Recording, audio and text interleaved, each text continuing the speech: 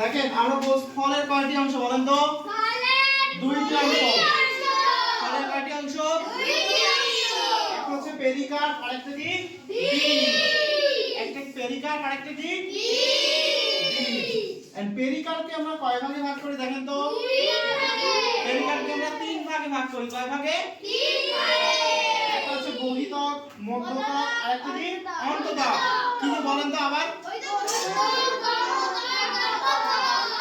বহিতক, মধ্যতক আর একটা কি?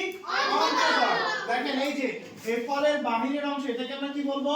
বহিতক, তাই না? আর ফলের এই অংশটাকে কি বলবো আমরা? মধ্যতক। এই যে মধ্যতক এই অংশটা হচ্ছে রসালো, যেটা আমরা খাই। রসালো অংশটা খাই। তাহলে কোন অংশটা আমরা খাই? রসালো অংশ। রসালো অংশ কোথায় থাকে? মধ্যে থাকে, তাই না? মধ্যে কি অংশ থাকে? রসালো অংশ থাকে। আর এই যে দেখেন বীজকে আমরা ঢেকে রাখছি। অন্ততক কাকে ঢেকে রাখে? অন্ততক বীজকে ঢেকে রাখে। তাহলে অন্ততক হচ্ছে বীজকে ঢেকে রাখে। তাহলে এই তিনটা অংশ মিলে কি হলো বলেন তো? পেরিকার্প। এই তিনটা অংশ মিলে কি হলো? পেরিকার্প। এই তিনটা অংশ মিলে হলো হচ্ছে পেরিকার্প। তাহলে পেরিকার্পের অংশ কয়টা? তিনটা। কি বলেন তো?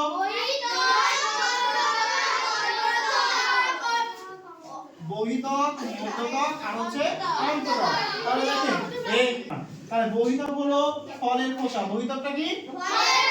ফলের খোসা।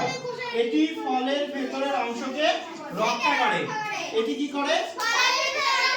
এটি ফলের ভেতরের অংশকে রক্ষা করে। এরপর আমরা মধ্যতক। তাহলে মধ্যতক সাধারণত কেমন হয়? রসালো। মধ্যতক কেমন হয়? রসালো। এতে কি থাকে? ভিটামিন ও খনিজ লবণ থাকে।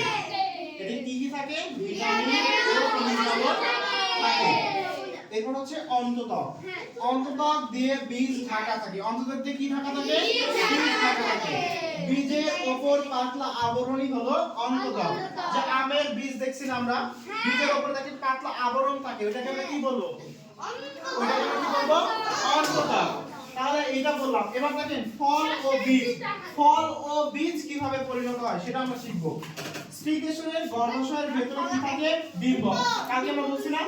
আর ডিম্বকটাকে কি বলছিলাম আমরা? ডিম্বকটা কি কোষ? স্ত্রীকোষ। ডিম্বক কেমন কোষ? স্ত্রীকোষ। পরাগরেণু পুরুষ কোষ গর্ভাশয়ে ডিম্বকের সাথে মিলিত হয়। এই প্রক্রিয়াকে কি বলবো আমরা? নিষেক বলবো। কি বলবো? নিষেক বলবো। তার মানে দেখেন পরাগরেণুর পুরুষ কোষ গর্ভাশয়ে ডিম্বকের সাথে মিলিত হয়। গর্ভাশয়ের কার সাথে মিলিত হয়? ডিম্বকের সাথে মিলিত হয়। এই প্রক্রিয়াকে আমরা কি বলবো?